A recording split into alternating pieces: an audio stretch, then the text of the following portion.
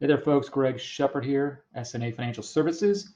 So this video, I wanted to share with you, I guess a question that I've been asked more than I've seen or heard in the last 20 years or so. Whatever the reason is, maybe there are some universities that are enhancing their retirement plan, so it might piggyback off that. But I've been asked, which vendor should I use? And typically, the big boys in the sandbox are TIAA and Fidelity.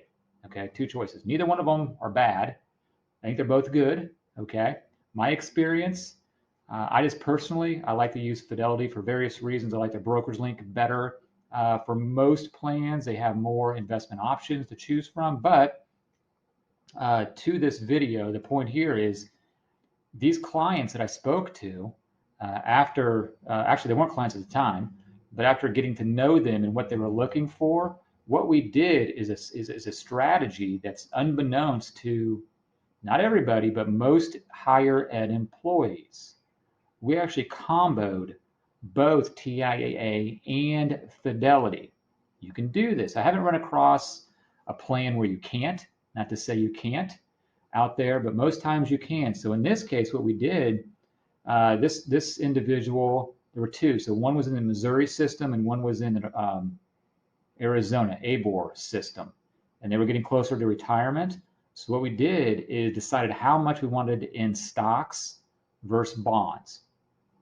The bond portion, okay, I'm doing this video November of 2022, fixed income, anything fixed has skyrocketed. So what we've done, introduced new money into the TIAA Traditional fixed account. The RA for 401as, that's a whole different, I'll throw down some more resources to get you familiar with some of this terminology. But a lot of you out there, if you have a 401a, basically mandatory with the employers putting money in, that's called an RA for most accounts, okay, retirement annuity account. For those accounts, the new money for traditional TI Traditional is making 6.25% for new money going in. And that money, that fixed account is going to be there. Bonds. So in lieu of that, we could use bonds, but bond prices have been dropping, and that's not guaranteed. The interest from the bonds is guaranteed, okay? But the TI Traditional floor will be 3%. So you can't get any lower than 3% as I sit here today, November 2022. But right now it's getting 6.25. Okay, so I digress. So what we did is we allocated the bond allocation, allocated the bond part towards the TI Traditional. Then let's just say we had 60% in TI Traditional.